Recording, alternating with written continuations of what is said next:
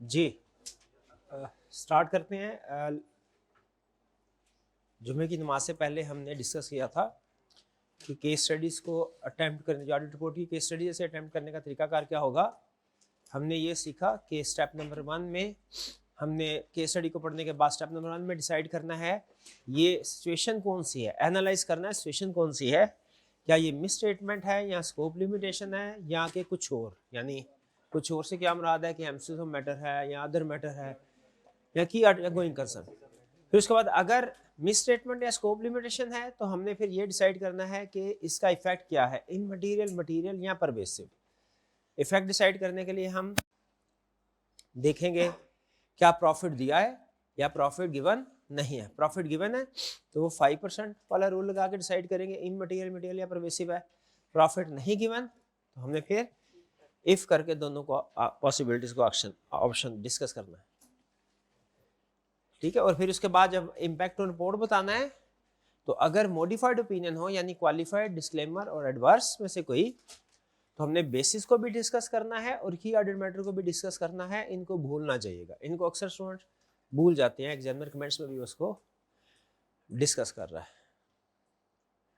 तो स्टार्ट करते हैं अब हम इसके बाद। नेक्स्ट अब हम 1 बाय 1 क्वेश्चंस को प्रैक्टिस करेंगे।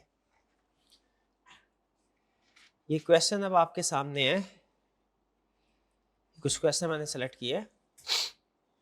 अच्छा, इसमें इनका सोल्यूशन है उसकी थोड़ी डिस्कशन ज़्यादा है। ये आपको पीडीएफ व्हाट्सएप ग्रुप में भी शेयर कर दिया जाएगा और मैंने प्रिंट करवाने के लिए भी उन्हें कह दिया कॉपी, वो भी थोड़ी देर में शायद कॉपी हो जाएगी तो आपको क्लास में डिस्ट्रीब्यूट कर देंगे। सिर्फ क्वेश्चन, इसके सोल्यूशन जो होंगे वो आपको व्हाट्सएप ग्रुप में शेयर कर दिए जाएंगे। तो आपने लेकिन एक चीज़ ध्यान में रखनी है, एक चीज़ आपने वो बार बार उसके ऊपर ना खुद परेशान होना है ना कोशिश करना है कि मुझे परेशान करें। वो चीज़ क्या है कि सर सोल्यूशन मैच नहीं हो रहा, सोल्यूशन मैच नहीं हो। आपने कंसेप्ट मैच करना है सोल्यूशन के अंदर। क्या जो इम्पैक्ट ऑन रिपोर्ट आपने बताया, आपने क्वालिफाइड बोला है, उसने कहीं एमसीक्यू मैटर तो नहीं लिखा हुआ, ये मैच करें। आपने भी क्वालिफाइड ओपिनियन रिकमेंड किया है, उसने भी क्वालिफाइड ओपिनियन रिकमेंड किया है, आपके सेंटेंस के अल्फाज 10 हैं, उसके सेंटेंस के अल्फाज 22 हैं, ये कोई फर्क नहीं है, ठीक है। क्योंकि वो बाज़ औक़ात हम अपना सोल्यूशन जितना रिक्वायर्ड होता है ना एक नंबर ऑब्टेन करने के लिए, हमने सोल्यूशन लिखते हुए टीचर्स ने उस लिमिट से ज़्यादा लिख देते हैं ताकि आप लोगों को पढ़ते हुए प्रॉब्लम ना हो, सेल्फ एक्सप्लेनेटरी हो सोल्यूशन। क्या हो सोल्यूशन?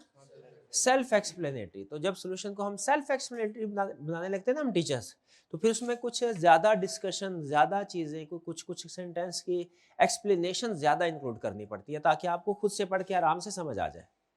तो आपने लेंथ को कंपेयर आपने एक्यूरेसी को कंपेयर करना है क्वेश्चंस के साथ। आपने जो लिखा है उसको, जो जैसी सोल्यूशन है हमारा, उसके साथ जब कंपेयर करना है तो किस चीज को कंपेयर करना है? एक्यूरेसी ऑफ कंसेप्ट को, लेंथ ऑफ कंसेप्ट को कंपेयर नहीं करना कि मेरा सोल्यूशन छोटा, आपका सोल्यूशन छोटा सा हुआ करेगा, जो बुक का सोल्यूशन है वो बड़ा हुआ करेगा। उसकी रीजन मैंने आपको बता दी, बुक का मकसद होता है कि सेल्फ एक्सप्लेनेटरी हो। हाँ, आपको लगता है कि पता नहीं पूरे मार्क्स मिलेंगे कि नहीं, तो फिर मार्किंग प्लान भी दिया हुआ है साथ ही, सोल्यूशन के साथ नीचे एग्जामिनर कमेंट्स और मार्किंग प्लान है, उसको भी आपने जरूर देखना है, लाजमी। एग्जामिनर कमेंट्स और मार्किंग प्लान आपके लिए ऑप्शनल नहीं है, लाजमी देखना है। उसमें देख लीजिए कि क्या मार्किंग प्लान में जो जो चीजें उसने बोली है आपने सोल्यूशन में लिखी है या नहीं लिखी है। अगर लिखी है तो आपको मार्क्स मिलेंगे, ठीक है। तो क्या बता रहा हूँ बार बार, क्योंकि ये प्रॉब्लम बहुत ज़्यादा आती है और मुझे हर एक स्टूडेंट को फिर अलग अलग समझाना पड़ता है, खासतौर पे ऑनलाइन ग्रुप्स में, कि कंपेयर करना है जब आपने अपने आंसर को बुक के आंसर के साथ, किस चीज़ को कंपेयर करना है? एक्यूरेसी को। अल्फाज को कंपेयर नहीं करना, ना लेंथ को कंपेयर करना है, ना ही इस चीज़ को कि वहाँ पे टेक्निकल वोकैबुलरी यूज हुई है, नहीं। क्वालिफाइड ओपिनियन आपने लिख दिया है, बस, इससे ज़्यादा लफ्ज़ कोई टेक्निकल रिक्वायर्ड नहीं है ऑडिट में क्वालिफाइड। तो कंपैरिजन, और ये सिर्फ इस चैप्टर का असूल नहीं है, बाकी चैप्टर्स में भी यही असूल है। एक्यूरेसी ऑफ कंसेप्ट कंपेयर करेंगे, लेंथ को कंपेयर नहीं करेंगे। स्टार्ट करते हैं। ये हमारा क्वेश्चन है और ये लेटेस्ट क्वेश्चन है, रिसेंट जो हमारे क्वेश्चन उनमें से क्वेश्चन है, स्प्रिंग 25 का क्वेश्चन है। हाँ, स्प्रिंग 25 का है। तो सबसे पहले केस स्टडी में हमने क्या करना होता है, स्टेप नंबर 1। अब ये स्टेप सारे आपने सीखते जाने हैं, ये मैं आपको अप्रोच सिखा रहा हूँ, मैं एक केस स्टडी सॉल्व नहीं करवा रहा, अप्रोच सिखा रहा हूँ। स्टेप नंबर 1 रिक्वायरमेंट पढ़नी है। रिक्वायरमेंट को पढ़ के मुझे बताइए आपको किस लफ्ज से पता चला कि ये ऑडिट रिपोर्ट का क्वेश्चन है। Evaluate each of the above independent situations and discuss the implications for the audit report. Audit report को आपने अंडरलाइन करना होगा। रिक्वायरमेंट में लफ्ज ऑडिट रिपोर्ट आने से हमें पता चला ये ऑडिट रिपोर्ट का क्वेश्चन है, और हमसे क्या पूछ रहा है कि discuss the implication for audit report. अब ये इम्प्लीकेशन फॉर ऑडिट रिपोर्ट का मतलब क्या है कि आपने बताना है इसका ऑडिट रिपोर्ट पे क्या इफेक्ट आएगा, किस किस पैराग्राफ पे इफेक्ट आएगा। जिस जिस पैराग्राफ पे इस सिचुएशन का इफेक्ट आएगा आपने वो सारे पैराग्राफ को डिस्कस करना है। क्लियर? किसी एक पैरा, अब यहाँ पे गलती क्या करनी है आपने, किसी एक या दो पैराग्राफ को डिस्कस कर देंगे, बाकी पैराग्राफ पे जो इफेक्ट आता है वो भूल जाया करेंगे। ठीक है, तो इजी मार्क्स आपके लूज होंगे इससे। ये काम नहीं करना, पूरे तरीके से सोच लेना है कि इस सिचुएशन का हमारी ऑडिट रिपोर्ट में किस किस पैराग्राफ पे इफेक्ट आ रहा है। डन जी। इम्प्लीकेशन फॉर ऑडिट रिपोर्ट का मतलब समझ आ गया? क्या मतलब है इम्प्लीकेशन फॉर ऑडिट रिपोर्ट का? पूरे पैराग्राफ में जो जो इफेक्ट आएगा ऑडिट रिपोर्ट में किसी भी पैराग्राफ में जो इफेक्ट आएगा वो बताना है, किसी को स्किप नहीं करना। अच्छा, ये जो उसने कहा evaluate each of the above independent situation, इसमें लफ्ज इवैल्यूएट का मतलब क्या है? इवैल्यूएट करो, एनालाइज करो, इसका मतलब क्या है कि बताओ कि ये जो सिचुएशन है, सोचो, क्या सोचो, क्या, हाँ जी, कि ये मिस स्टेटमेंट है, ये स्कोप लिमिटेशन है, या कुछ और है। कुछ और से क्या मुराद है कि एमसीक्यू मैटर है, अदर मैटर है, गोइंग कंसर्न है, क्या है, वो सोचना है आपने। लफ्ज इवैल्यूएट या एनालाइज का मतलब समझ आ गया? इम्प्लीकेशन फॉर ऑडिट रिपोर्ट का मतलब समझ आ गया? अच्छा, ये जो लफ्ज यूज किया है इंडिपेंडेंट, इसका क्या मतलब है? इसका मतलब है ये दोनों सिचुएशंस अलग अलग हैं, इनको अलग अलग सॉल्व करना है।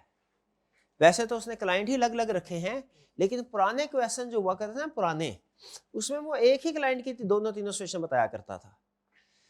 तो उसमें स्टूडेंट क्या कहते हैं, स्टूडेंट की सोच ये होती थी कि क्लाइंट तो एक ही है ना, सबको इकट्ठा करके एक ही आंसर देते हैं। नहीं, वो कहता है चाहे एक क्लाइंट एक ही हो, मैंने पूछा अलग अलग है, आपने अलग अलग बताना है। तो हर एक को अलग। अब ये देखें, वही उसने दो सिचुएशन दे दी ना, ए और बी। तो यही जो जुम्मा की ब्रेक से पहले हमने यही डिस्कस कर रहे थे ना कि स्ट्रक्चर क्या होगा, तो उसमें हमने पढ़ा था कि मल्टीपल सिचुएशन हमें दे सकता है। चलिए स्टार्ट करते हैं। रिक्वायरमेंट हमें समझ आ गई, ऑडिट रिपोर्ट वाला क्वेश्चन है। अब पढ़ते हैं। You are the audit manager in a firm of chartered accountants, the following independent matter are presently under your consideration. Part A. Your firm is the auditor of Sugar Biscuits Limited for the year ended 31st December 24. अच्छा, मुझे ये बताइए, इस sentence को पढ़ के क्या आपको उसने ये बताया कि ये आपका फर्स्ट ईयर है ऑडिट का, या कि आप पिछले साल भी ऑडिटर थे और इस साल भी ऑडिटर है? यहां पे कोई ऐसी इंफॉर्मेशन उसने दी है? ऑडिटर का मतलब इस साल के ऑडिटर है, पिछले साल के बारे में कुछ बताया है? नहीं बताया, तो हम कोई कंक्लूजन ड्रॉ नहीं कर सकते। फिर क्या हमें अदर मैटर लिखना चाहिए? नहीं। हाँ, अगर वो ये अल्फाज इस तरीके से लिखता, your firm has been appointed as auditor of Sugar Biscuits Limited, अगर as your firm has been appointed, तो याद रखें लफ्ज अपॉइंटेड और लफ्ज री अपॉइंटेड में ये कंसेप्ट छुपा हुआ है कि ये आपका फर्स्ट ईयर का ऑडिट है कि ये आपका रिकरिंग ऑडिट है। अगर वर्ड यूज हुआ है reappointed, your firm has been reappointed as auditor, तो इसमें क्या कंसेप्ट छुपा हुआ है? पिछले साल भी हमने ऑडिट किया था, इस साल भी हमने ऑडिट किया है। इस सूरत में आप अदर मैटर पैराग्राफ नहीं लिख सकते, याद है आपको वो हम जब लिखते थे कि पिछले साल का ऑडिट हमने नहीं किया। लेकिन अगर उसने वर्ड यूज किया your firm has been appointed as auditor, तो फिर इसका मतलब क्या होगा, ये आपका फर्स्ट ईयर ऑफ ऑडिट है, इसमें आप अदर मैटर पैराग्राफ इंक्लूड करेंगे। लेकिन इसमें कोई ऐसी इंफॉर्मेशन नहीं है, उसने सिर्फ इतना बताया कि आप ऑडिटर हैं, इसको छोड़ देंगे हम, फिर अदर मैटर आगे चलेंगे। Your firm is the auditor of Sugar Biscuits Limited for the year ended 31st December 24. During the audit, your team identified that SBL's bank loans were due in last month, and the management has not provided any evidence of either the renewal of existing agreement or the obtaining of a new one to cover these obligations. मैंने कहा जी loan due है आपका, कब due है? Due last month due था, और उन्होंने कोई नहीं बताया, ना तो रिन्यूअल की पेमेंट तो की नहीं है, तो ना तो ये हमें बताया कि रिन्यू हुआ कि नहीं, इसका कोई एविडेंस दिया है, और ना ही कोई नया लोन लिया है। इसका मतलब है आपके क्या ख्याल में बैंक जिसकी पेमेंट ड्यू थी वो चुप करके बैठा होगा? वो परेशान होगा, उसने कोई ना कोई शायद एक्शन भी लिया हो। Management has not provided A detailed restructuring plan or any survival projections to demonstrate how SBL will continue to operate in the foreseeable future. Management ने कोई रीस्ट्रक्चरिंग प्लान भी शेयर नहीं किया जिससे पता चले कि ये आगे कैसे चलेंगे। Management has expressed confidence in their ability to resolve the financial difficulties, yet they have not provided any evidence to support this claim. उन्होंने कोई एविडेंस प्रोवाइड, एनालाइज कीजिए। अब पहले मुझे बताइए ये सिचुएशन क्या मिस स्टेटमेंट है या स्कोप लिमिटेशन है या कुछ और है?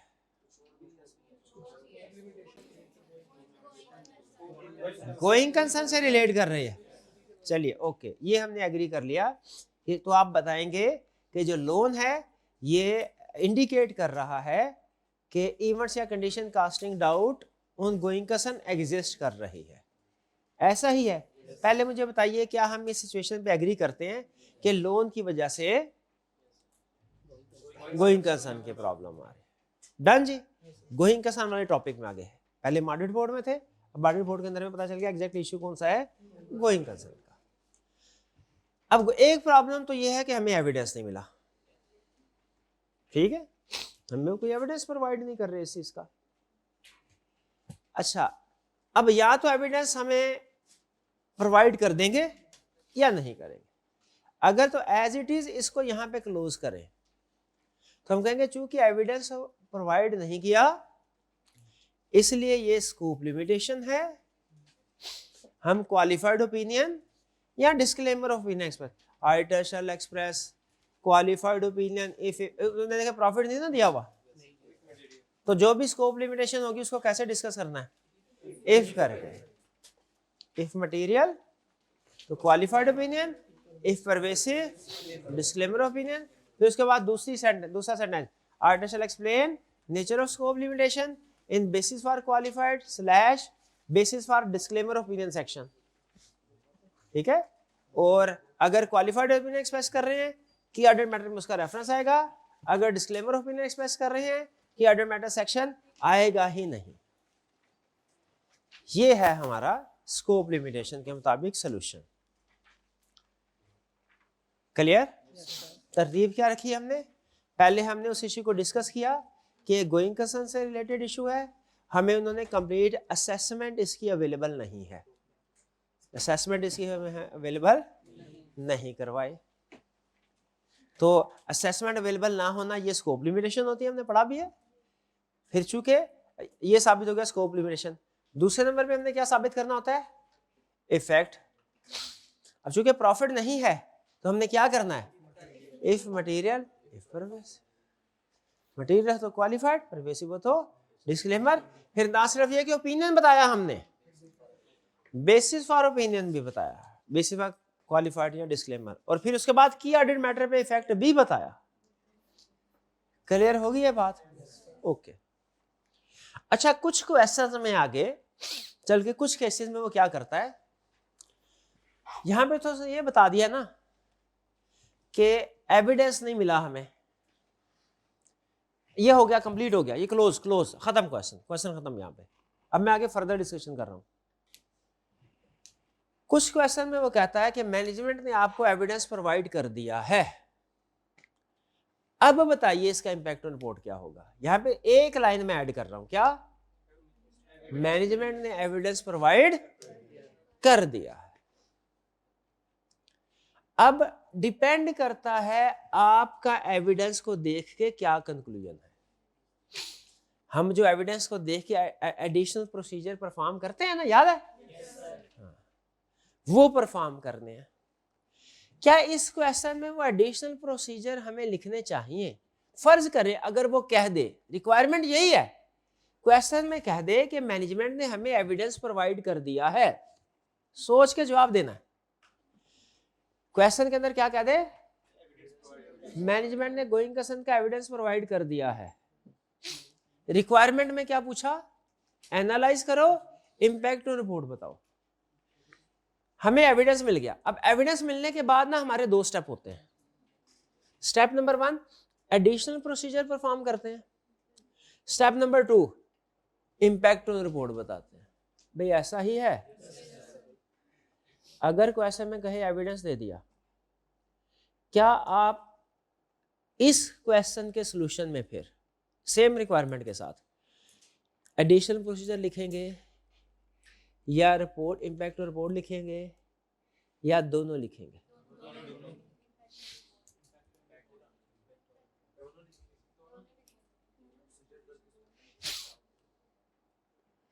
कितने स्टूडेंट्स का ख्याल है सिर्फ इंपैक्ट ऑन रिपोर्ट लिखेंगे? कितने स्टूडेंट्स का ख्याल है दोनों लिखेंगे? दोनों वाले ज्यादा है और दोनों वाले गलत है। इसमें सिर्फ इंपैक्ट ऑन रिपोर्ट पूछेंगे। क्यों भला? क्योंकि पूछा ही उसने इंपैक्ट ऑन रिपोर्ट है। याद रखें, मार्क्स उस चीज के नहीं होते जो आपको आता है, मार्क्स उस चीज के भी नहीं होते जो आप लिखते हैं। मार्क्स किस चीज के होते हैं? जो उसने पूछा है, जो उसने पूछा है। ये जो स्टूडेंट कहता है मेरा पेपर बहुत अच्छा हुआ लेकिन वो पास नहीं हो पाता, मसला कहाँ पे होता है? हाँ, कि एग्जामिनर ने कुछ और पूछा होता है, बच्चे ने लिखा कुछ और होता है। और चूंकि आप जो कुछ लिखते हैं उसे सही समझते हैं तो फिर ही लिखते हैं ना, तो आपको लग रहा होता है कि आपका पेपर बहुत अच्छा हुआ है, आपका पेपर अच्छा नहीं हुआ होता। ठीक है, इसीलिए याद रखें क्वेश्चन के अंदर, पूरे पेपर के अंदर सबसे अहम, देखें हम यहाँ पे हो सकता है 400-500 क्वेश्चन कर ले इस कोर्स के अंदर, लेकिन वो 400-500 क्वेश्चन से ज्यादा अहम है वो 8-9 क्वेश्चन जो आपको एग्जाम में आएंगे। ऐसा ही है। और उन 8-9 क्वेश्चन में से भी सबसे अहम वो अल्फाज हैं जो रिक्वायरमेंट के हैं। जिसने रिक्वायरमेंट को सही से समझ लिया, आधी केस स्टडी उसकी सॉल्व हो गई। तो मैं उसकी रिक्वायरमेंट आपके सामने आ गई है ना भाई, क्वेश्चन निकाल ले यार, सामने रख ले। रिक्वायरमेंट को पढ़ के मुझे बताइए कहीं पे उसने लफ्ज प्रोसीजर लिखा है कि नहीं लिखा? कहीं लिखा है? मैं आपके सामने, ऑनलाइन वाले भी देख रहे होंगे, सामने ले आता हूं, ये ले, इवेल्युएट करने को बोला है, इंपैक्ट ऑन रिपोर्ट। जब प्रोसीजर लिखा ही नहीं तो आपने क्यों कहा कि प्रोसीजर आएगा? जब रिक्वायरमेंट में उसने प्रोसीजर पूछा ही नहीं तो क्यों कहा प्रोसीजर आएगा? जब रिक्वायरमेंट में उसने प्रोसीजर रिक्वायर ही नहीं किया तो आपने क्यों कहा हम लिखेंगे? जब रिक्वायरमेंट में उसने प्रोसीजर पूछा ही नहीं तो आपने क्यों कहा हम लिखेंगे? जब रिक्वायरमेंट में उसने प्रोसीजर को पूछा ही नहीं आपने क्यों कहा हम लिखेंगे? अच्छा पहली के ओके ओके ओके ठीक है ठीक है ठीक है ठीक है ठीक है, अब समझ आ गई। देखा ये अच्छा जवाब दिया ना तो मुतमिन कर दिया ना, बिल्कुल समझ। ठीक है, इंडिपेंडेंट। अच्छा डिस्कस भाई ये बात। अच्छा तो प्रोसीजर नहीं लिखेंगे उस केस में, ये मैं आप अज्यूम कर रहा हूँ सिचुएशन कि उसने हमें एविडेंस दे दिया, उसके बाद क्या होता? अगर इसी क्वेश्चन के अंदर वो ये कहता कि एविडेंस आपको मिल गया है तो फिर क्या होता, मैं वो डिस्कस कर रहा हूँ खुद से क्वेश्चन बना के। तो उस वक्त हम इंपैक्ट ऑन रिपोर्ट डिस्कस करते हैं। बताइए इंपैक्ट ऑन रिपोर्ट में कौन सी वाली सिचुएशन डिस्कस करते हैं? एप्रोप्रिएट वाली, अनसर्टेनिटी वाली या नॉट एप्रोप्रिएट वाली? जी कौन सी वाली लिखते हैं? हाँ जी, ये जो मटेरियल अनसर्टेनिटी वाली कह रहे हैं ना, ये ऑडिट के मिजाज से अभी वाकिफ नहीं हुए। आपको बताया ना ऑडिट का मिजाज कैसा है, बड़ा सख्त मिजाज है। हाँ, तो ऑडिट का मिजाज क्या है? जब कोई भी सख्त नहीं है, खुदा कहो, जब कोई इंफॉर्मेशन रिक्वायर्ड है और उसने नहीं दी, आपने ऑल पॉसिबिलिटीज कवर करनी होती है, तो उसमें फिर आप तीनों पॉसिबिलिटीज लिखते हैं। थोड़ा सा लेंथ ज्यादा हो जाती है सोल्यूशन की, लेकिन मार्क्स भी सूरत में ज्यादा होते हैं। जी बताइए, पहली केस स्टडी होगी डिस्कस? ओके, दूसरी केस स्टडी स्टार्ट करें जी? तैयार है जी भाईजान? अब ये दूसरी केस स्टडी है, ठीक है। B, your firm is the auditor of Medlife pharmaceutical limited for the year ended 31 December 24। यहां तक कोई प्रॉब्लम नहीं? ये तो हमें सिंपल इंफॉर्मेशन बता रहे कि आप ऑडिटर हैं। MPL maintains a significant stock of a particular over the counter medicine. Medicine का एक बड़ा स्टॉक होता है, reported at a cost of ₹150 million in the financial statement, और वो स्टॉक फाइनेंशियल स्टेटमेंट में 150 million पे रिपोर्ट हुआ है। This medicine has been a major contributor to MPL's revenue of ₹1530 million and net profit of ₹306 million। इस medicine का ये major एक सक्सेस फैक्टर है बिजनेस का। The government has implemented a new regulation effective from 1st December 24, which reclassifies this medicine as a prescription based drug. Prescription based drug पता है किसको बोलते हैं? डॉक्टर के प्रेस्क्रिप्शन के बगैर आपको नहीं मिलने, ठीक है। मेडिसिन होते हैं ना कुछ ऐसे, खासतौर पे जो डिप्रेशन वाली मेडिसिन होती हैं, नींद वाली मेडिसिन होती है अमूमी तौर पे, या कुछ खास मेडिसिन, वो डॉक्टर की प्रेस्क्रिप्शन के बगैर नहीं मिलते। वो कहता है जी प्रेस्क्रिप्शन। मुझे बताइए, इसका हमारे प्रोडक्ट की डिमांड पे कोई फर्क पड़ेगा? क्या फर्क पड़ेगा? रिड्यूस हो जाएगी। ये नॉलेज चाहिए, ये बिजनेस सेंस चाहिए कि रेगुलेशन का हमारे बिजनेस में क्या इफेक्ट होगा। This change is expected to significantly reduce the demand for the product, वही बात कर रहा है, as it will no longer be easily available to customers without a prescription. It is estimated that 30% of the stock at MPL will not be saleable before its expiry date. 30% तक stock cell नहीं हो सकेगा। भाई सारी situation पढ़ ले।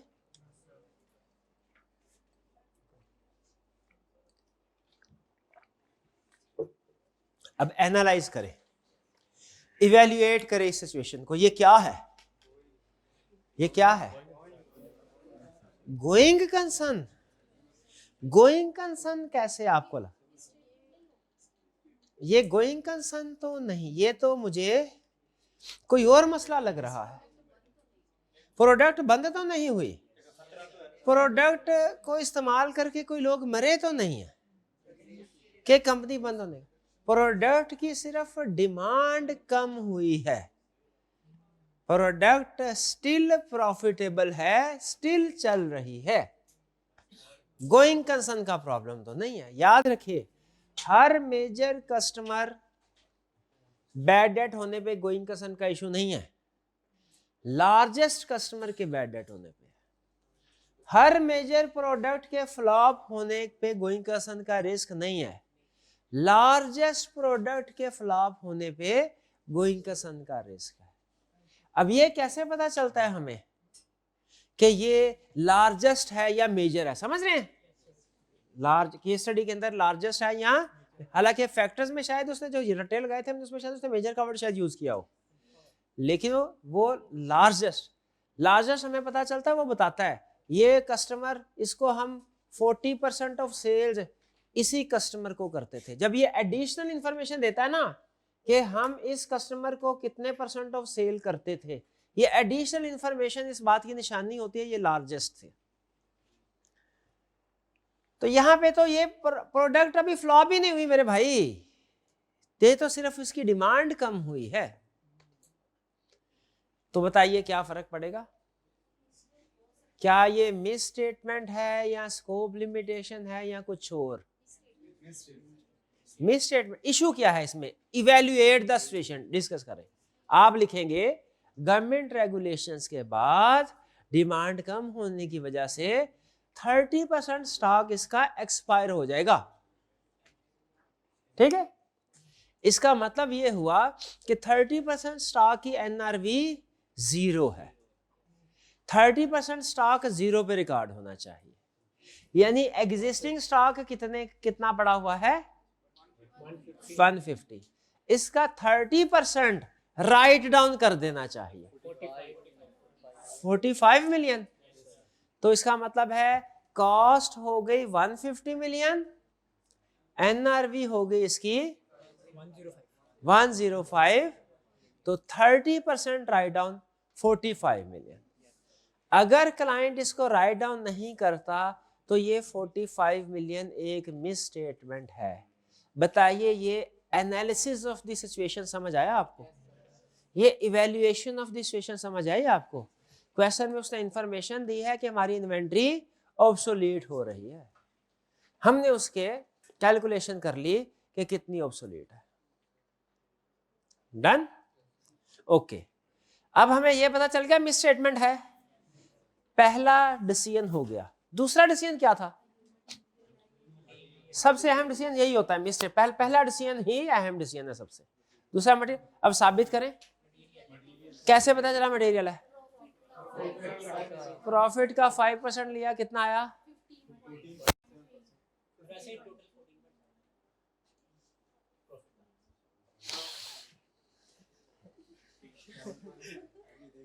मेरा सवाल समझ लीजिए, मटीरियलिटी लेवल कितना है?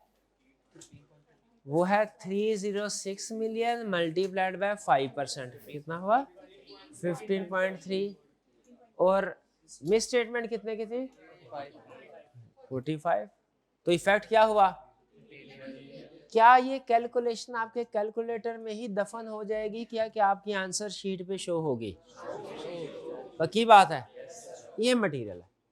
अच्छा, एक दफा ना रफ सा चेक कर लें, कहीं मिस स्टेटमेंट 50% ऑफ प्रॉफिट से ज्यादा तो नहीं है, क्योंकि अगर 50% ऑफ प्रॉफिट से ज्यादा है तो फिर परवेसिव हो जाएगी। 50% से ज्यादा तो नहीं है, चले मटेरियल है। ओके, अब ये मेरे भाई बताएंगे इम्प्लीकेशन ऑन रिपोर्ट। 2 स्टेप्स हो गए, तीसरा स्टेप क्या आ गया? इम्प्लीकेशन। भाई ऐसे ही ना, पहले हमने एनालाइज द सिचुएशन देखा, मिस स्टेटमेंट्स कुछ और, दूसरे नंबर पे उसका इफेक्ट देखा, तीसरे नंबर पे क्या करना है हमने? रिपोर्ट पे इफेक्ट बता देना कि ओपिनियन पे क्या इफेक्ट होगा। और बताइए,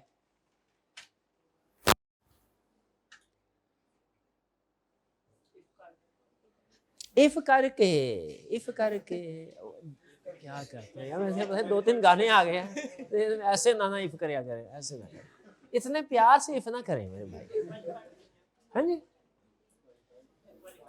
एग्जामिनर कमेंट कहता है जहां पे इफ करना होता है वहां पे नहीं करते, जहां पे नहीं करना होता वहां पे करते हैं। इफ कहां पे करना था?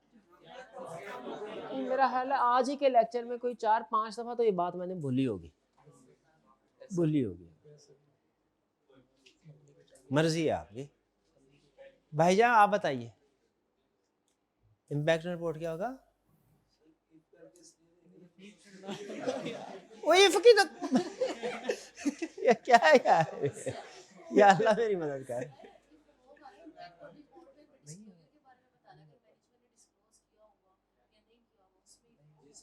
अच्छा, आप ये कह रहे हैं कि इफ इस बात में करना है कि मैनेजमेंट ने डिस्क्लोज किया है या नहीं किया? ओके, मैं समझा इफ कर रहे हैं मटेरियल और परवेसिव पे, तो भाई फिर सही बोले थे ना। अब मैं रिक्वायरमेंट में देखूंगा कि क्या रिक्वायरमेंट में उसने सिंपल इंपैक्ट ऑन रिपोर्ट पूछा है या उसने कहा है discuss impact on report if issue remains unresolved. क्योंकि अगर उसने रिक्वायरमेंट में लिख दिया ना कि इंपैक्ट ऑन रिपोर्ट बताओ इफ इशू रिमेन्स अनरिजॉल्व्ड, तो फिर इफ नहीं आएगा, फिर हमने सीधा मिस स्टेटमेंट की तरफ जाना है। और अगर उसने सिर्फ इतना पूछा इंपैक्ट ऑन रिपोर्ट, तो फिर उसने चूंकि क्वेश्चन में कुछ पता नहीं है, फिर हम इफ करेंगे कि मैंने ठीक किया कि नहीं किया, फिर हम इफ। भाई एग्री करते हैं? ओके, अब मैं रिक्वायरमेंट देखूंगा फिर फैसला करूंगा। मैं रिक्वायरमेंट में क्या देखने लगा हूं? वो कह रहा है evaluate each of the evaluate कर and discuss the implication for the audit report.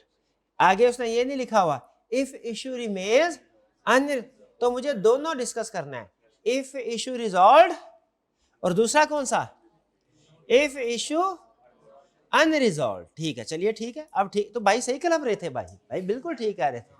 तो मुझे भाई मेरे बताए, चले आप ही आगे कंटिन्यू करें। अब यहाँ पे दो पॉसिबिलिटीज है, या तो स्टॉक को मैनेजमेंट ने एनआरवी पे रिकॉर्ड कर देना है, या एनआरवी पे रिकॉर्ड नहीं। भाई ऐसा ही है मेरा भाई, बताइए अगर मैनेजमेंट इसको एनआरवी पे रिकॉर्ड कर देती है तो इम्पैक्ट ऑन रिपोर्ट क्या होगा, अनमोडिफाइड। शाबाश, और कुछ नहीं बोलना, और आपने और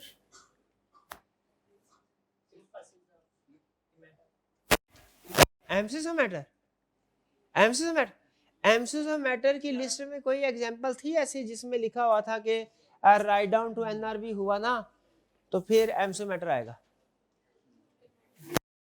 बताइए। की ऑर्डर मैटर, की ऑर्डर मैटर में कोई लिखी हुई थी इस तरह की एग्जांपल, क्या लिखी हुई थी? हाँ, जब भी कोई एसेट फेयर वैल्यू पे आता है ना, फेयर वैल्यू पे, तो की ऑर्डर मैटर, वैल्यूएशन एडजस्टमेंट होती है ना, जैसे रीवैल्यूएशन फिक्स एसेट, तो ये भी मार्केट वैल्यू पे आ रहा है, फिक्स एसेट मार्केट वैल्यू पे आता है, वो भी की ऑर्डर मैटर है, इन्वेंट्री मार्केट वैल्यू पे है, शाबाश, बेहतरीन की ऑर्डर मैटर आएगा, शाबाश। अब ये पीछे बहन जी जो बैठी हुई हैं, शाबाश शाबाश, ये आपके साथ से रहा, इनको पता नहीं क्या ढूंढ रही है आप, इधर से देख। मुझे अब ये बताइए, इसमें दो पॉसिबिलिटी हम डिस्कस कर रहे थे, if resolve, if not resolve. ये क्यों डिस्कस कर रहे थे दो पॉसिबिलिटीज? क्योंकि क्वेश्चन के अंदर उसने बताया ही नहीं था कि रिजॉल्व है कि अनरिजॉल्व। रिजॉल्व वाला ने बता दिया, इफ इशू रिमेन्स अनरिजॉल्व, यानी अगर मैनेजमेंट इसकी एनआरबी रिकॉर्ड राइट डाउन करते ही नहीं है, फिर इंपैक्ट ऑन रिपोर्ट क्या होगा, क्वालिफाइड ओपिनियन, कर दी गुस्ताही, कर दी गुस्ताही। क्या गुस्ताही की इन्होंने? Auditor shall express qualified opinion on financial statements. अदब का मकाम है ये, थोड़ा मुअद्दब होके बताइए फिर से, इंपैक्ट रिपोर्ट क्या होगा? Auditor shall express qualified opinion on financial statement, फिर से बोले। हाँ, यही तो ड्राफ्टिंग है, और क्या drafting, qualified opinion, qualified opinion ऐसे, ऑडिटर शैल एक्सप्रेस क्वालिफाइड, शाबाश। आगे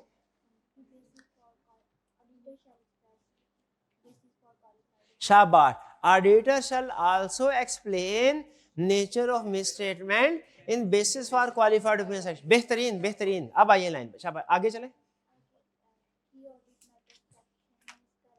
हाँ, की ऑडिट मैटर में इस सेक्शन में इसका रेफरेंस, यानी as qualified opinion is by nature a key audit matter, therefore a reference will be included in key audit matter section.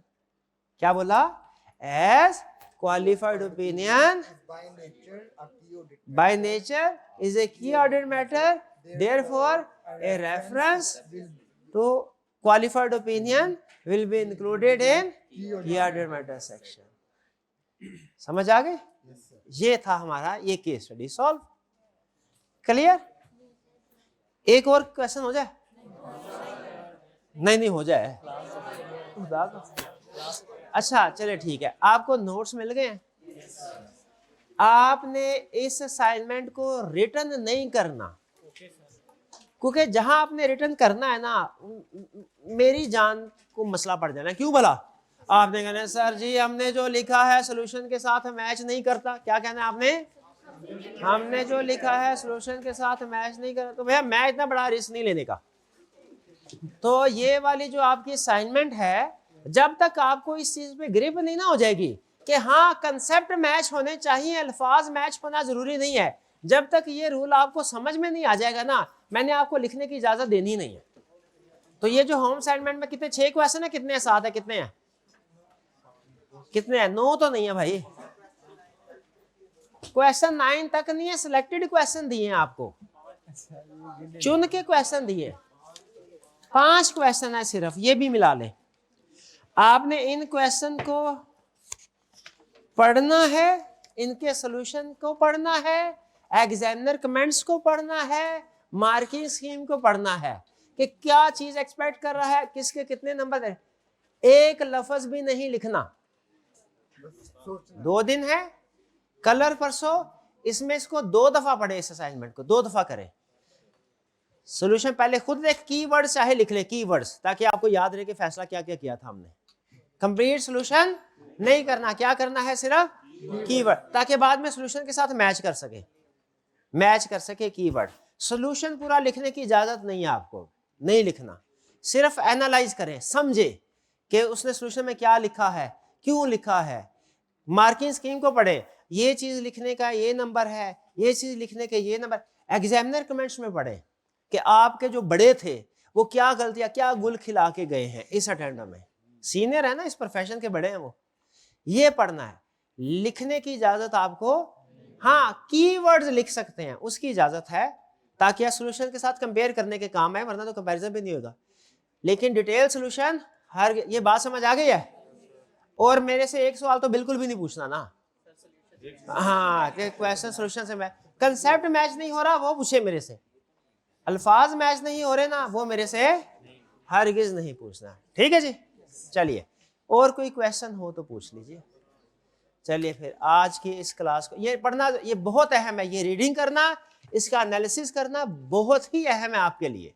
ये स्टार्ट है, कंसेप्ट बिल्ड होंगे। ठीक है, सोचना है ये बात लिखी है, ये बात लिखी है, अच्छा क्वेश्चन में ये लिखा हुआ था, अच्छा ये गोइंग कंसर्न वाली बात ठीक लिखी है, एमसीक्यू मैटर वाली ठीक लिखी है, जो भी आएगा आगे। ठीक है जी, और ये लेटेस्ट क्वेश्चन है जो आपको असाइनमेंट में दिए हैं, इससे पहले वाले क्वेश्चन निस्बतन चले वो मैं नहीं उसके बारे में कुछ बताऊंगा। लेटेस्ट क्वेश्चन है तो इसका मतलब है लेटेस्ट ट्रेंड यही है जो आपको होम असाइनमेंट के तौर पे क्वेश्चन दिए गए हैं। ठीक है, जरूर आपने इसको पढ़ा, कुछ 2 दफा कर ले तो क्या ही बात है। आज का लेक्चर यहाँ पे खत्म करते हैं हम। अल्लाह हाफ़िज़।